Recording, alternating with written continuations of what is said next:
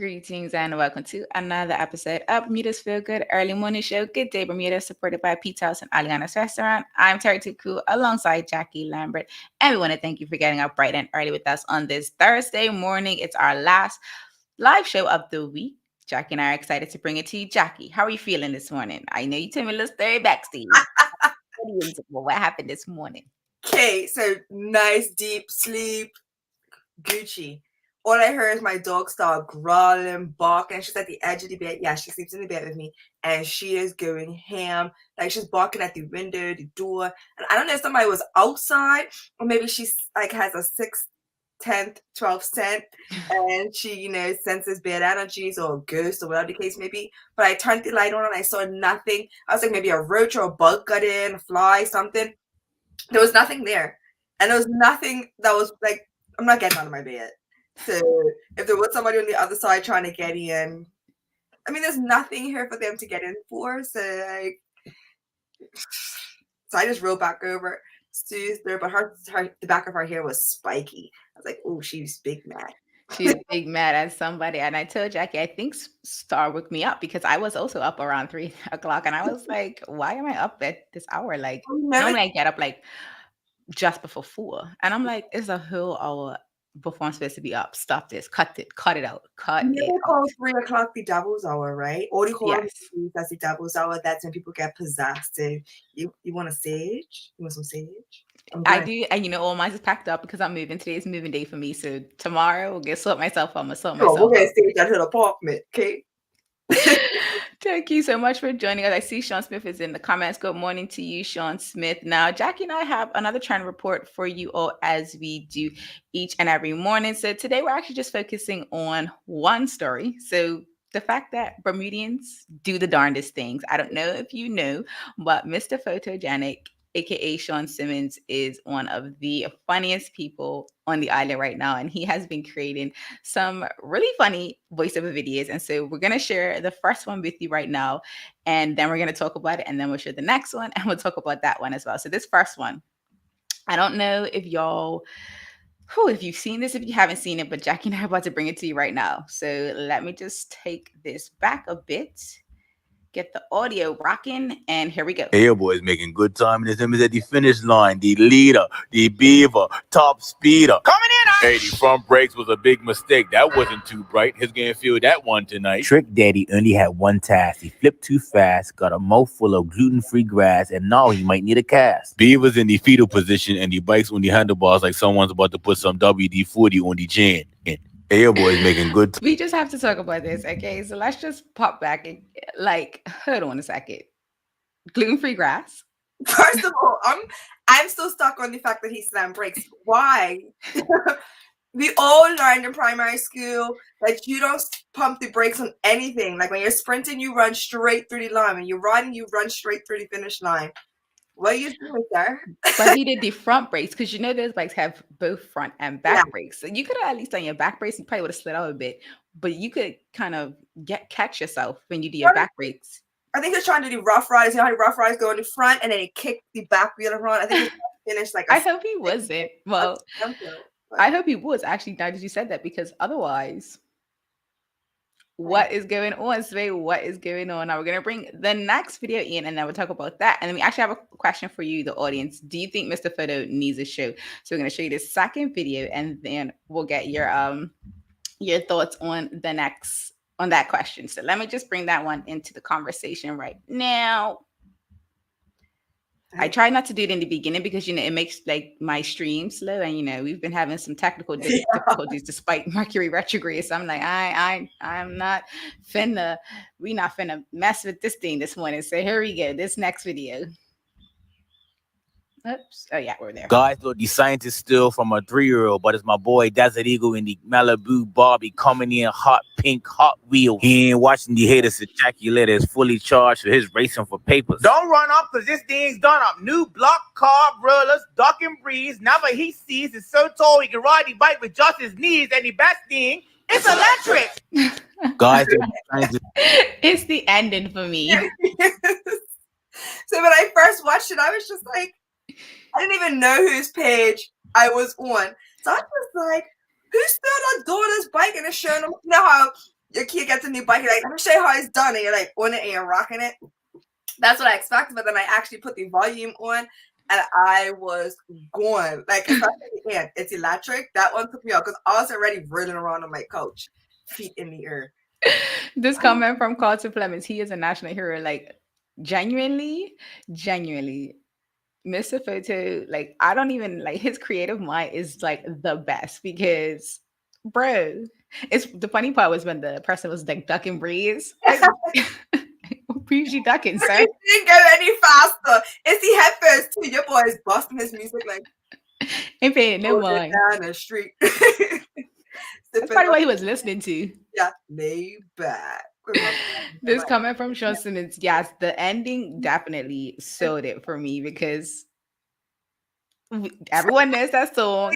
We're definitely talking about a lot of electric vehicles now, and just everything about these two videos, like, is so hilarious to me. So let us know in the comments, do you think Mr. Photo needs a show? Like, I think Bermuda to the Darndest Thing would be the best title for this show. So Sean, if you do end up, making the show, feel free to use this. Just give me a little kickback. Just, absolutely. It's not low royalty my way. Absolutely.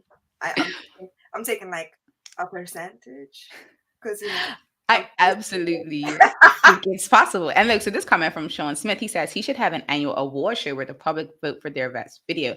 That is really interesting because, even recently we had the Bermuda's best, most beautiful kind of, saga. And they had that whole Instagram page where you voted for the most good looking people on the island. I think that would be a really good idea.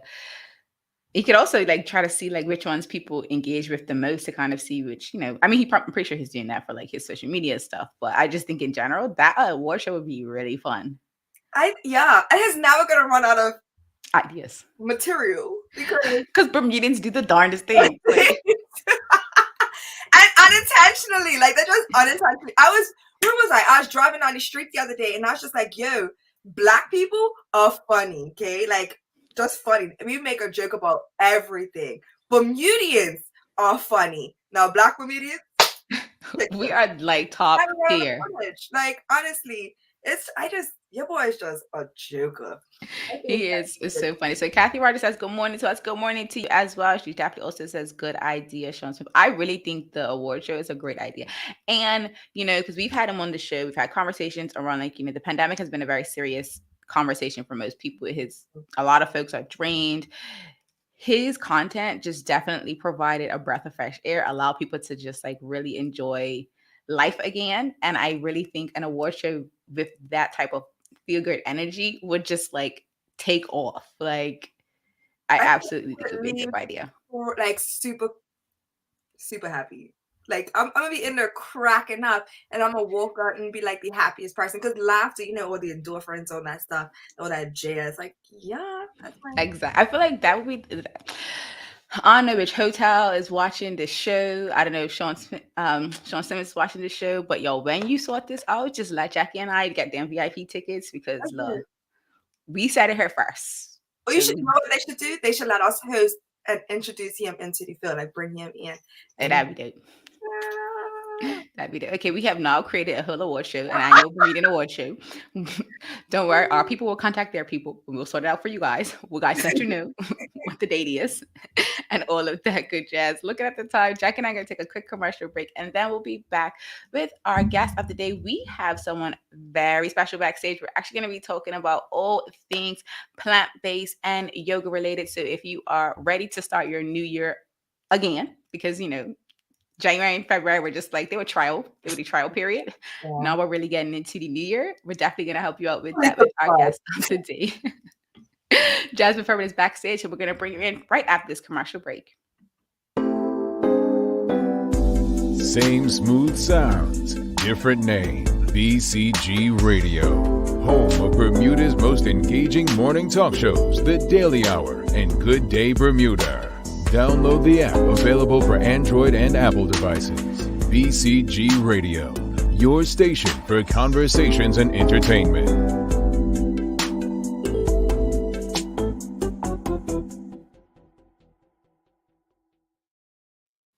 Welcome back to Good Day Bermuda, supported by Pizza House and Aliana's Restaurant. I'm Terry Tuku alongside Jackie Lambert. And if you're just joining us, please take a minute to share this episode wherever you're watching. We are about to bring in today's guest of the day. Her name is Jasmine Furbert. She has two brands, Very Rare Vegan and Very Rare Yoga. And we're going to be talking today about her life as being a plant-based yogi. Go ahead and drop your good morning greetings to her to help welcome her to the conversation. She is excited. I hope she's excited as Jackie and I are. So we're going to bring into the conversation this morning. Good morning, Jasmine. Morning. How are you? We are well. So we just want to jump right into your story. We kind of talked about this a little bit backstage, this whole idea versus plant-based versus vegan. So can you just tell us a little bit about your journey and how you got into this type of lifestyle? Sure. It all started maybe back in 2011. I was in a program called Rally where I was in Costa Rica and Nicaragua for about 3 months. Back then, I did used to eat meat, and I did grow up in a meat-based family. I lived with a village for a few weeks that basically held onto their animals. They slaughtered them and then they ate them right away. When I ate the meat, it was completely fresh, and I genuinely didn't like the way that it tasted. So that kind of triggered my initial questions as to how, if I don't like meat in its natural state, then what am I eating back at home? I started doing research. The more I dug into, the way meat and animals are being raised, and how they're being injected with lots of different chemicals and stuff like that, the more I got turned off from meat, and that just basically started my plant-based lifestyle. But we can get into that soon. In regards to yoga, that started about 8 years ago. I had a friend come down from Colombia who took part in a yoga class at Cambridge Beaches. She invited me, and after the first class, I pretty much just fell in love with yoga, with the way it made me feel. Pretty much got addicted, and then from then I joined about 3 to 4 yoga classes every single week for the past 8 months before I actually became a yoga instructor. Interesting. That's an interesting backstory. Now the foodie backstory. I never heard anyone say that they ate like, you know, meat in its natural state because all of us genuinely tend to have the end products. That's very interesting. Like that was very interesting to learn. No, the only thing that I've eaten very fresh is fish. Yeah, You know, same. Top Um, Islander. yeah, and that actually doesn't, I mean, that actually tastes good fresh. Fish was the hardest thing to let go of. That I probably only ate fish for about 3 years after I gave up other meat. Mhm. But yeah, eating like pork and cow in its natural state and having it not like taste completely different from what I was used to, just triggered a lot of questions, and everything started from there.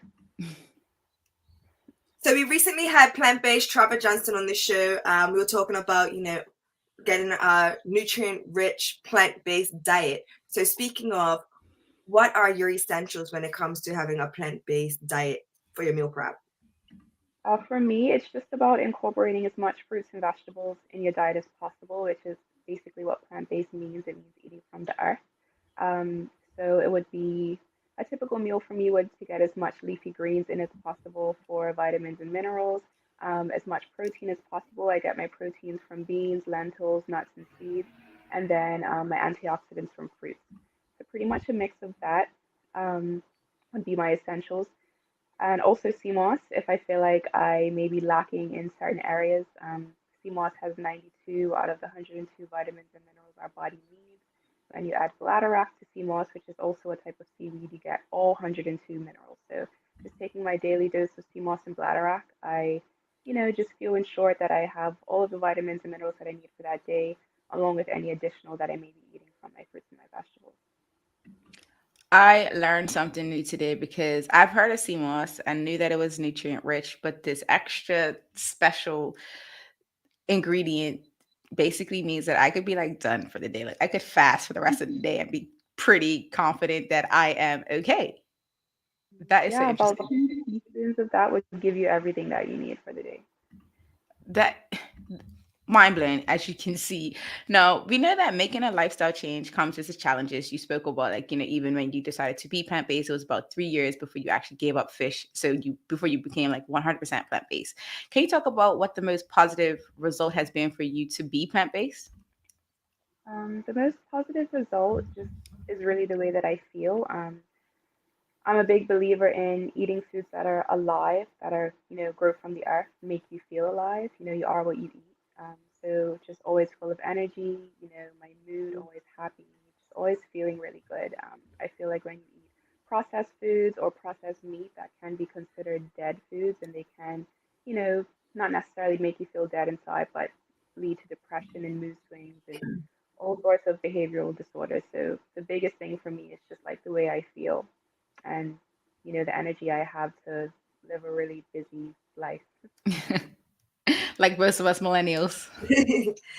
So speaking of plant-based, speaking of veganism, what are some misconceptions or miscommunications that lie around that? So veganism, truthfully, doesn't necessarily mean that you're healthy. Vegan just basically means no animal products. You can be a vegan, not eat any animal products, and still not be healthy if you're just eating a lot of processed vegan foods, such as like vegan fake meat alternatives, lots of carbs and things like that. Plant-based, on the other hand, is just eating as much fruits and vegetables as you can. There are people that still eat meat, but still eat a lot of fruits and vegetables and consider themselves plant-based. So I consider myself a plant-based vegan, which basically means I don't eat any animal products, but I eat mainly fruits and vegetables, if that makes sense. So, foods that will give me the energy and the vitamins and minerals that I need. Now, staying on the same topic, I myself am not vegan or plant-based, working on it, slowly finding my way out. Don't eat red meat anymore. Whoop, whoop. Been off pork for probably about 6 months, I think.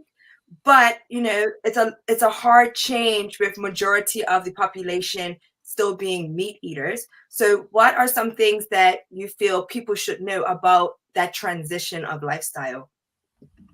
Um, the biggest thing is honestly just to take your time and have it be gradual. When you've been doing something your entire life, your body becomes used to it. So just cutting, like if you do have a goal to cut out meat or become vegan, plant-based, doing it right away isn't necessarily the best thing because then if you cut it out right away, your body then feels deprived, which then leads to serious cravings, which makes the journey hard. But if it's a very gradual change, so for example, myself, I first got rid of red meat. It took a whole year. Um, just each month, I would just cut back until eventually I was eating red meat, just like maybe every few months, until eventually not at all. The second year, I let go of white meat, so like chicken, and like turkey and things like that. Again, that took pretty much about a whole year. And then the third year, I was only doing fish, but I had a hard time letting go of dairy. That took maybe about 2 to 3 years. And then eventually was completely plant-based. My journey was really long because I started a long time ago. If you're someone that wants to become plant-based more faster than how you're doing it, basically over a few months, I wouldn't recommend a few days or a few weeks. But just basically the main thing is just building your body up, letting your body get used to it, incorporating as much fruits and vegetables in your meals, even if it's just a little bit of meat. Have at least 90% of your plate be fruits and vegetables and 10% be meat until the entire 100% is all fruits and vegetables.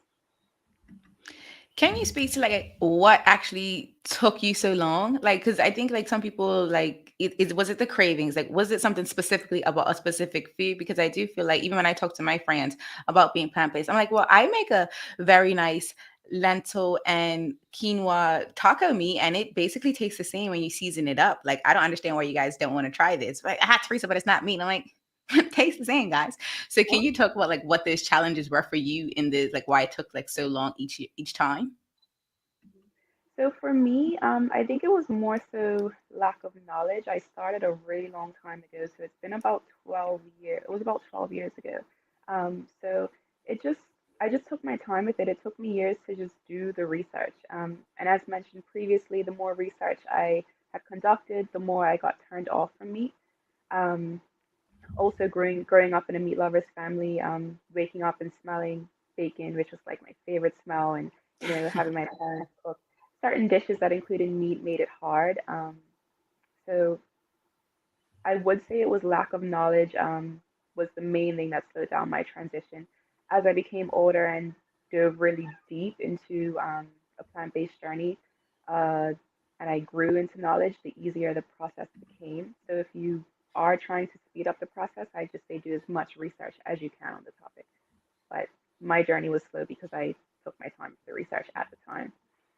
I love that. And research is important because, like you mentioned, like even the whole misconception about being vegan versus being plant-based, like a lot of people can be unhealthy vegans. I mean, Oreos are a vegan snack. So it's kind of one of those things where it's like it is very possible to be just as unhealthy and claim to be vegan and still not help your body. And like you mentioned, just having all of that good energy to take on the day from the plants and the foods that you're eating. I am so ready to try the sea moss and other drink that you mentioned. It's gonna happen. I'm ready for it.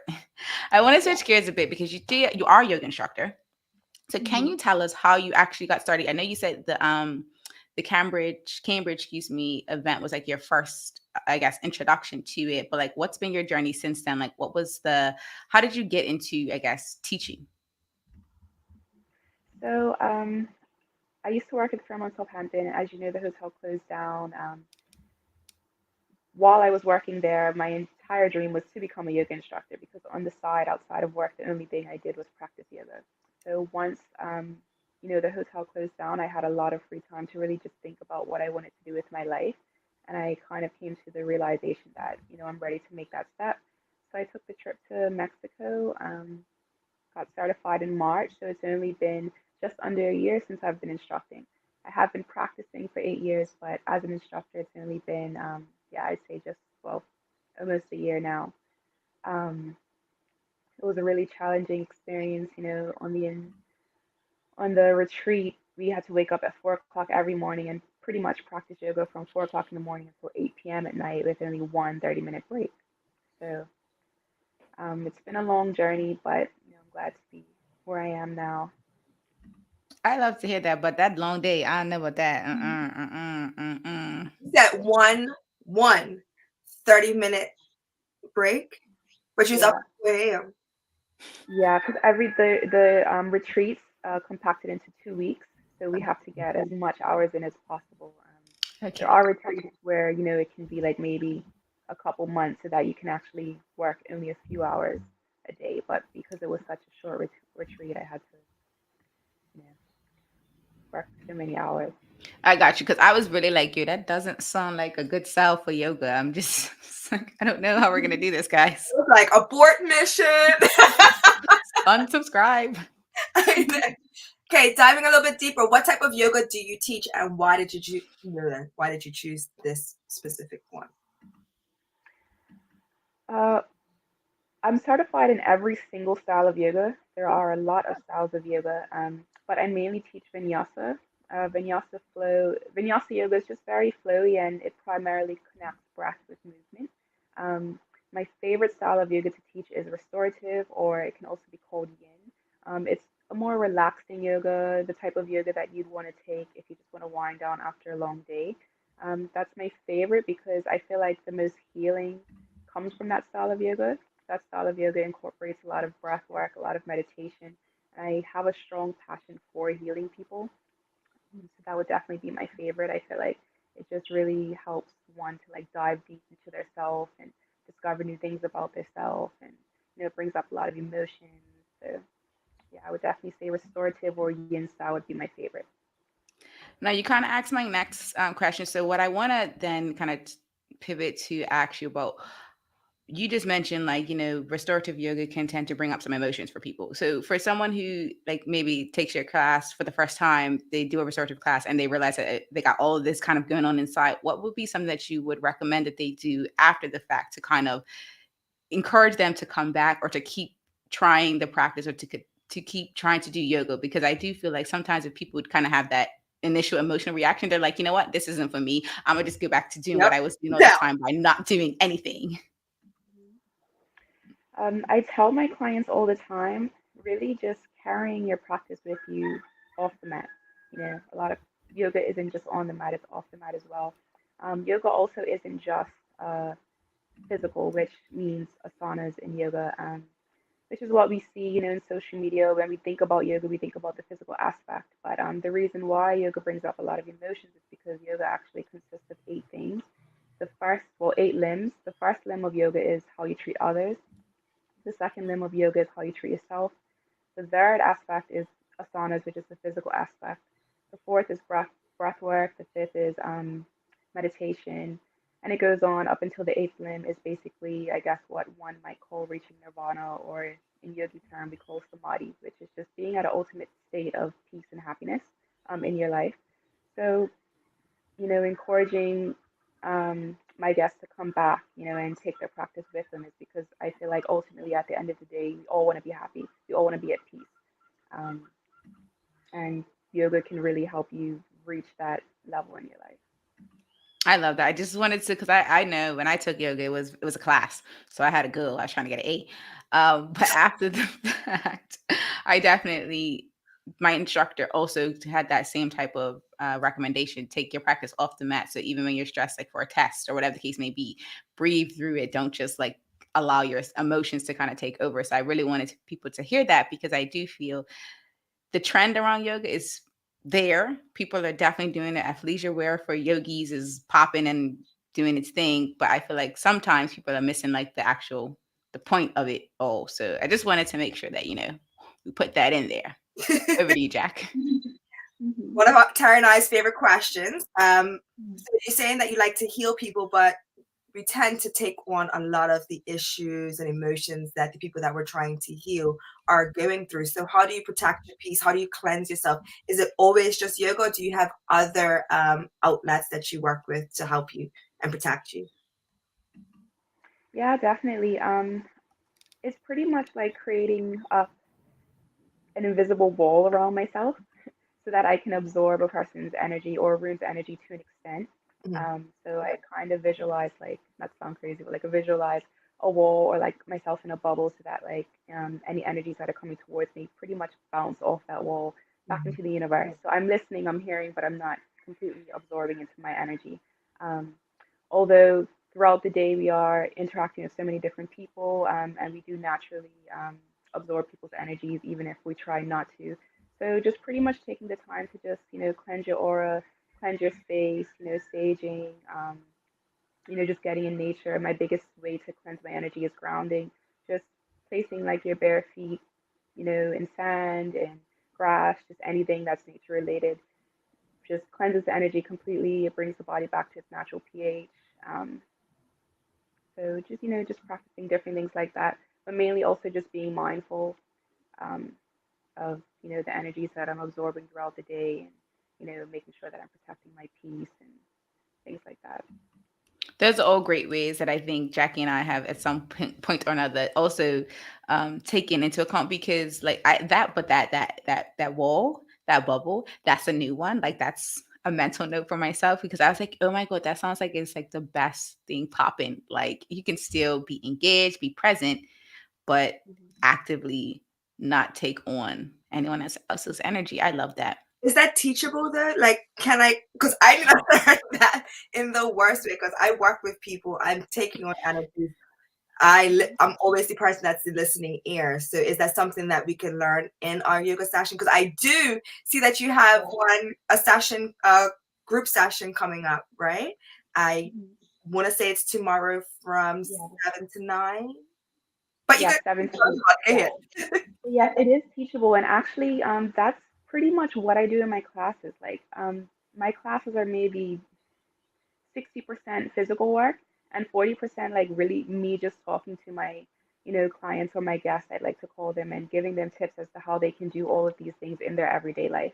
Um, One of my favorite things that I talk about is just cleansing the space in the hips as females in the womb.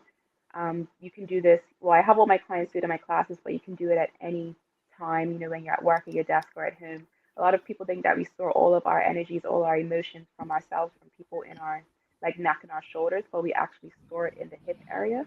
So just taking time to like breathe, like literally visualize your breath going up through the hips, visualizing the breath going out through the hips, cleansing that space can literally change your entire energy, entire aura. You're allowing, fresh and new energy into your body. So it's just like that's just one of many things, but I talk about and practice these things with my clients in every single class. So that means Jackie and I will sign up very soon. Don't you worry, because Jackie and I need that bubble teaching Yeah. portion. We need 40% for sure. Now, I want to ask you, do you feel anyone can enjoy do you feel anyone can enjoy and gain from yoga? Like, are there like specific recommendations? Certain people should do it, certain people shouldn't do it. Like, who is yoga the best for? Yoga is for absolutely anyone, like everyone, all body types. Yoga is meant to be a non-judgmental zone. In regards to the physical aspect of yoga, there's a variation for every single pose. So no matter where you are in your flexibility journey, there is a pose that you can do. And the best part is just gradually increasing your flexibility and one day being able to conduct a pose that you look back and remember that you couldn't at some point. It's always the progress that feels the best. Um, but yeah, yoga's for everyone. As mentioned, there's different styles of yoga. There's more energetic styles such as like hatha vinyasa. There's more slow styles such as restorative and yin. So it's really just finding out what best suits you, what best suits you at that time. My classes are very inviting for all levels, for all lifestyles. Um, so yeah, it's definitely for everyone. Just because yoga is a lifestyle, as mentioned previously, the physical aspect of yoga is only one out of the eight. Yoga is just about being mindful. It's about, as mentioned, how you treat yourself, how you treat others, just being kind to yourself, being kind to the universe, just pretty much showing up for yourself. I love that. Jasmine, before I ask my last question, thank you so much for waking up bright and early and joining us. But my final question is, and I know you started to answer it a little bit, but just a little bit deeper. What has yoga done for you as a person, as a who? It's really helped me grow as a person and helped me to be more mindful. Um, in my yoga teacher training, that's when I actually learned about all of the eight limbs of yoga. I really truly did think that yoga was only, just crazy poses and, a bit of breath work. But since I've been carrying my practice off my mat every single day, like I've definitely grown a lot, just being mindful as to how I treat myself, being kind to myself, being kindful, in this world, doing as much as I can to give back, and things like that. And as we wrap, Jasmine, so I have been showing your two brands' contact details on the screen below, but can you let the audience know how they can reach out to you and what services you offer under your Very Rare vegan brand, but also under your Very Rare yoga brand? Like, what can people reach out to you about if they want to like engage with you after today's conversation? Yes, so definitely. You can reach me at Very Rare Yoga on Instagram or Very Rare Vegan. You can reach out to me in regards to pretty much anything. If you're nervous about starting yoga and you want to sign up and you just want to talk about it, I'm here. If you're starting your plant-based journey and you're looking for ways to transition, tips to transition, I'm here. So you can hit me up in regards to anything yoga related, health, plant-based related, or even just lifestyle related. I'm here. Thank you so much, as Jackie mentioned, for joining us bright and early, Jasmine. We hope you have a good day, and we'll probably be bringing you back for a follow-up conversation because this was really great. I totally learned some new things, and I'm ready to see what Jackie and I get into before we meet again. Absolutely. Sounds good. Thank you so much for having me. You're welcome. On that note, Jackie and I are going to take a quick commercial break, and then we'll be back with our feel good vibe of the day, which is trivia time with Terri. Go ahead and let us know your thoughts on our conversation with Jasmine Furbert of Very Rare Vegan and Very Rare Yoga in the comment section below as we come back from this commercial break. Same smooth sounds, different name. BCG Radio, home of Bermuda's most engaging morning talk shows, The Daily Hour and Good Day Bermuda. Download the app, available for Android and Apple devices. BCG Radio, your station for conversations and entertainment.